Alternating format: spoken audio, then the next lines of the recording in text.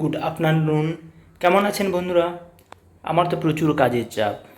আমি কালকে ভিডিও দিতে পারিনি, কারণ এখন রমাদি আসছে না। তো আপনাদের আমি জানিয়েছিলাম। দেখুন বিছানার অবস্থাটা খালি দেখুন। এটা আমার ড্রয়িং রুমের কী অবস্থা দেখুন। আসছে না, রমাদি আসছে না। তো আমার বেডরুমে খাটেও দেখুন কী অবস্থা। এগুলো সব আমাকেই করতে হবে। তো সেই জন্য আমি টাইম পাচ্ছি না। বাইরের কাজ, ব্যাংকের কাজ সমস্ত একা আমাকে করতে হয়। তো খুবই অগোছালো অপরিষ্কার হয়েছে। এখন আমি আজকে তাড়াতাড়ি চলে এসেছি। তো এবার আমাকে কাজে নামতে হবে। এবার কিচেনের অবস্থাটা দেখুন। কিচেনের অবস্থাটা খুব একটা খারাপ না, পরিষ্কার করেছিলাম কালকে।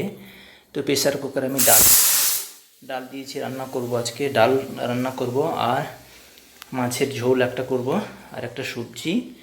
বেসিনে একটু বাসন পড়ে আছে, ওটা মাজতে হবে। অল্পই বাসন আছে, কালকে ধুয়ে রেখেছিলাম। আর ঘরটা ঝাঁট দিয়ে পরিষ্কার করে মুছিয়ে নেব, ব্যাস। আর ফ্রিজে কী কী খাবার আছে একটু দেখে নিই। ফ্রিজেতে গ্লাসে ঠান্ডা জল রাখা আছে, আর ডাল রয়েছে, তবু আবার ডাল চাপিয়েছি আমি।